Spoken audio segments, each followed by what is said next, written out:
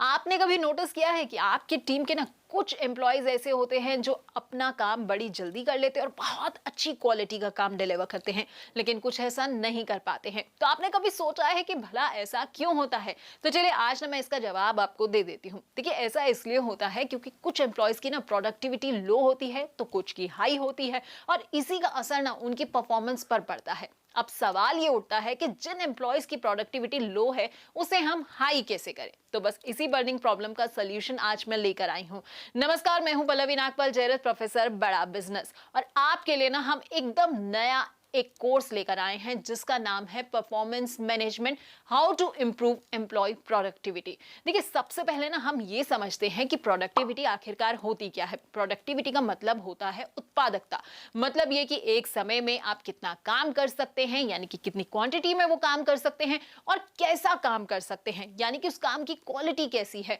और productivity management का मतलब ये है कि काम करने की क्षमता को आप कैसे बेहतर बना सकते हैं। देखिए, परफॉर्मेंस मैनेजमेंट ना एक तरह का टूल है, एक प्लान ऑफ एक्शन है जो कंपनीज में आजकल इस्तेमाल किया जाता है। अब इससे होता क्या है, इससे ना एम्प्लॉयज की परफॉर्मेंस को हम मेजर कर सकते हैं, उसके अकॉर्डिंगली ना उन एम्प्लॉयज की परफॉर्मेंस को हम सुधार भी सकते हैं। अब इस कोर्स को भी हमने ना ठीक इसी तरह से डिजाइन किया है कि भाई आपका कोई बिजनेस है या आपकी कोई कंपनी है, आपका अपना कोई फैक्ट्री है, वहां पर बहुत सारे एम्प्लॉयज जो हैं वो काम करते हैं। अब किसी के काम करने की क्षमता ज्यादा होगी तो किसी की कम होगी। तो अगर आप अपने एम्प्लॉयज की प्रोडक्टिविटी को बेहतर करना चाहते हैं तो आपके लिए ना हमारा ये कोर्स देखना बहुत जरूरी हो जाता है। तो चलिए सबसे पहले ये समझ लेते हैं कि परफॉर्मेंस मैनेजमेंट क्या होता है। देखिए, हर कंपनी का एक विजन होता है, उसका ना अपना एक गोल होता है, और परफॉर्मेंस मैनेजमेंट सिस्टम के जरिए आप इन गोल्स को एम्प्लॉय गोल्स के साथ अलाइन करके अचीव कर सकते हैं।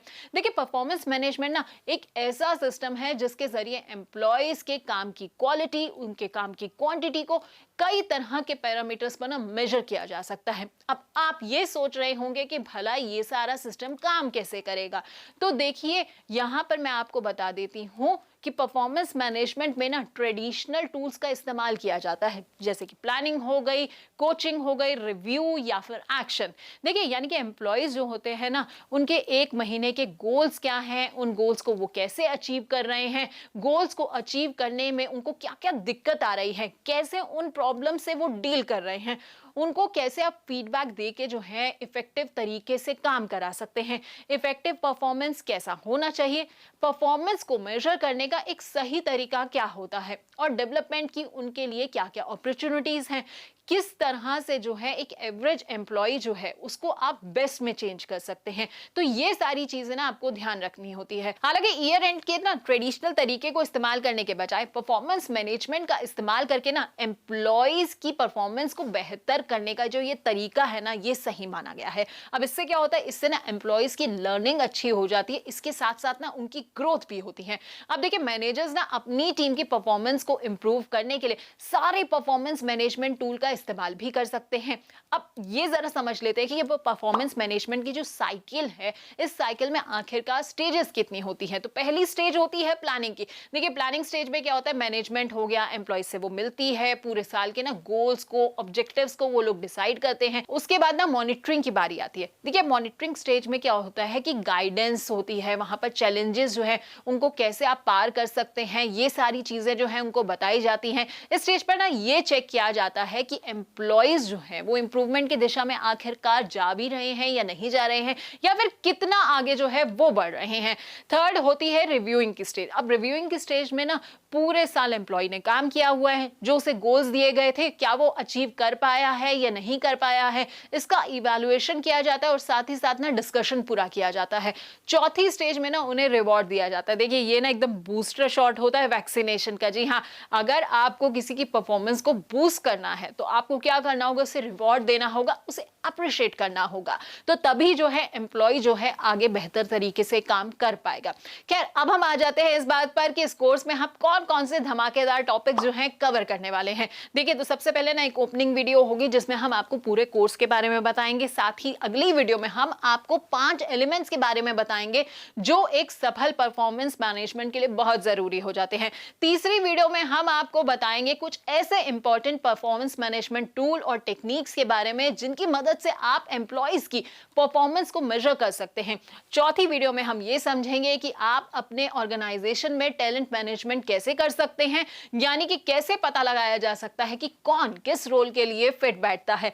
पांचवी वीडियो में आप सीखेंगे एम्प्लॉय एंगेजमेंट और गेमिफिकेशन ऑफ केपीआईज के बारे में। देखिए, बड़ी ही ना अलग तरह की वीडियो है, यानी कि टारगेट्स को कैसे ना आप कॉम्पिटिटिव और इंटरेस्टिंग बना सकते हैं, ये हम इस वीडियो में आपको बताएंगे। छठी वीडियो में बात करेंगे कि करियर में आगे बढ़ने यानी कि प्रमोशन के लिए एम्प्लॉइज को कैसे तैयार करना चाहिए। सातवें वीडियो में ना स्ट्रैटेजी बताएंगे कि कैसे आप जो है बॉटम परफॉर्मर्स यानी कि जिन लोगों की परफॉर्मेंस जो है वो बिलो द लेवल है या बहुत ज्यादा अच्छी नहीं है, आपके एक्सपेक्टेशन से कम है, उनकी परफॉर्मेंस को आप कैसे इंप्रूव कर सकते हैं, ये पूरी चीज जो है आपको बताई जाएगी। आठवें वीडियो में आपको हम बताएंगे परफॉर्मेंस मैनेजमेंट एप्लीकेशन के डिजाइन और इंप्लीमेंटेशन के बारे में। नौवीं और आखिरी वीडियो में हम आपको प्रोडक्टिविटी मैनेजमेंट के फायदे बताएंगे और साथ ही साथ ये बताएंगे कि कैसे जो है आप पूरे कोर्स को अपनी कंपनी में इंप्लीमेंट कर सकते हैं। तो इस पूरे कोर्स को ना आपके लिए खास तौर पर डिजाइन किया गया है। ये पूरा कोर्स बनाया है बड़ा business professor mister Yogendra Malik ने, जो कि एक सेल्स मेंटोर हैं और साथ ही साथ L&D एक्सपर्ट भी हैं। इन्हें ना कॉर्पोरेट सेक्टर में 17 साल से ज्यादा का एक्सपीरियंस है और एम्प्लॉय परफॉर्मेंस टूल्स पर बहुत डिटेल में इन्होंने काम भी किया हुआ है। तो इसी के साथ आ गए हैं हम इस वीडियो के अंत में। मैं उम्मीद करती हूँ कि परफॉर्मेंस मैनेजमेंट के बारे में अब आपको कोई कंफ्यूजन नहीं रही होगी और इस कोर्स के जरिए आप अपनी एम्प्लॉइज की प्रोडक्टिविटी को बूस्ट करने के नए नए तरीके जरूर सीख पाएंगे। तो इस वीडियो में फिलहाल इतना ही। बहुत बहुत धन्यवाद आपका हमारे साथ इस वीडियो के अंत तक जुड़े रहने के लिए।